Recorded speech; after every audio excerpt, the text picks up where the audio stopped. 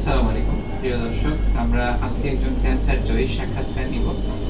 আমাদের আজকের ক্যান্সার জয়ী সাবিহা আফরোজ আপা। তো আপা জিহ্বার গোড়ার ক্যান্সার, যেটাকে আমরা বলি বেস অফ দ্য টাং ক্যান্সারে আক্রান্ত ছিলেন এবং এটা লোকালি অ্যাডভান্স ছিল।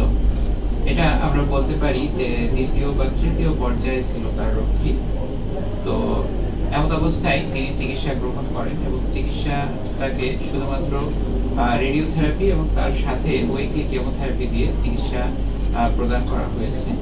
তো আপা 2024 সাল থেকে চিকিৎসা গ্রহণ করতেছেন এবং চিকিৎসার পরে তিনি প্রায় 1 বছর যাবত তিনি ফলো আপ করছেন। তো ফলো আপের পরে তিনি বর্তমানে ফলো আপ করে এবং তার শারীরিক পরীক্ষা করে তার শরীরে আর কোনো রোগের অস্তিত্ব পাওয়া যায়নি এবং পেট সিটি স্ক্যান রিপোর্টে তার শরীরে ক্যান্সারের কোনো উপস্থিতি পাওয়া যায়নি। আমরা আজকে আবার মুখে শুনবো তার অভিজ্ঞতা। আসসালামু আলাইকুম, আপনি কেমন আছেন? আলহামদুলিল্লাহ ভালো আছি। তো আগে কেমন ছিলেন? আমি তো খুব অসুস্থ ছিলাম।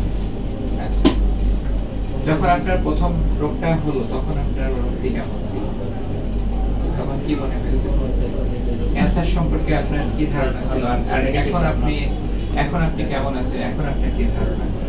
ক্যান্সার সম্পর্কে তো ধারণা ছিল যে ক্যান্সার হলে মেয়েদের বাঁচে না, মেয়েদের বাঁচবো না, কিন্তু আল্লাহর বিশেষ রহমত আর ডাক্তার স্যারের আমি এখন সুস্থ, আলহামদুলিল্লাহ অনেক ভালো আছি। এখন আমার ভিতরে আর কোনো রোগ নেই। এখন যারা নতুন ক্যান্সার আক্রান্ত হবে তারাও তো প্রথমে হতাশ হয়ে যায়, তো তাদের উদ্দেশ্যে আপনি কিছু বলেন।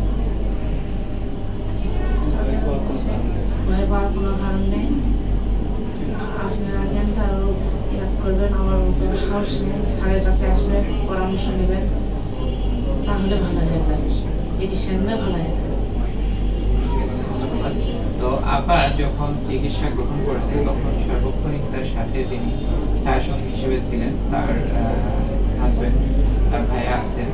তো তিনি কোনো সময় তার চিকিৎসার ক্ষেত্রে কোনো রকম গাফিলতি হতে দেন নাই এবং ক্যান্সার চিকিৎসার মূল কথা যেটা, যে চিকিৎসার মাঝে গ্যাপ দেওয়া না দেওয়া বা চিকিৎসা যথাযথভাবে সম্পন্ন করা, তো সেই কাজটি তিনি করেছেন, যথাযথভাবেই করেছেন এবং নিয়মিত ফলো আপ করে যাচ্ছেন।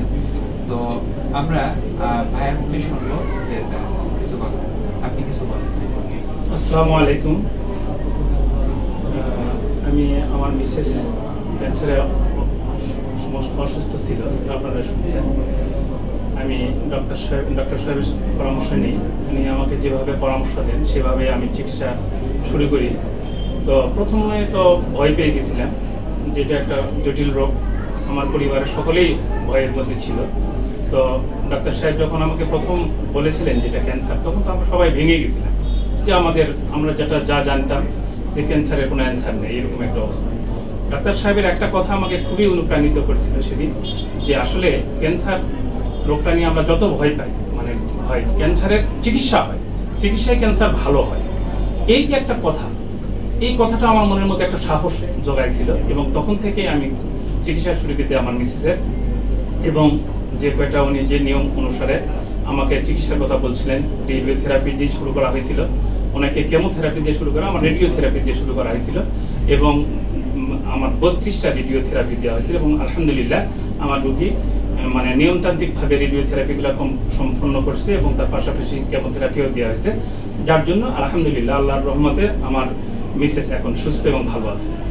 আমি এই জন্য আমার আল্লাহর কাছে বিশেষ কৃতজ্ঞতা জ্ঞাপন, আল্লাহর রহমতের মানে শুকরিয়া জ্ঞাপন করি এবং ডাক্তার সাহেবের প্রতি আমার কৃতজ্ঞতা, যে উনি আমার স্ত্রীকে যে ট্রিটমেন্ট, যে আন্তরিকতাতে ট্রিটমেন্ট করে আমার রোগীটাকে, আমার স্ত্রীকে ভালো করেছে, আমি তার প্রতি অনেক কৃতজ্ঞ।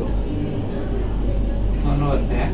তো আসলে তিনিও আসলে রোগীর জন্য অনেক কিছু করেছেন, মানে যার কারণে আজকে রোগী এ পর্যায়ে সুস্থতা লাভ করতে পেরেছেন। আমরা যদি হতাশ না হয়ে, ভেঙে না পড়ে, যে আমরা যদি ক্যান্সার রোগীর পাশে দাঁড়াই, আমরা যদি পরিবার থেকে আমরা যদি ক্যান্সার রোগীর প্রতি তার মানসিক, আর্থিক এবং সকল ধরনের সাপোর্ট দিয়ে যদি একজন ক্যান্সার রোগীর পাশে দাঁড়াই, তাহলে অবশ্যই ক্যান্সার জয় করা সম্ভব। প্রিয় দর্শক, আসুন আমরা ক্যান্সারকে ভয় না পেয়ে আমরা নিজে সচেতন হই, পরিবার এবং সমাজকে সচেতন করি, আমার আপনার সকলের ঐকান্তিক প্রচেষ্টায় দূর হোক ক্যান্সার চিকিৎসার সকল অন্তরায়।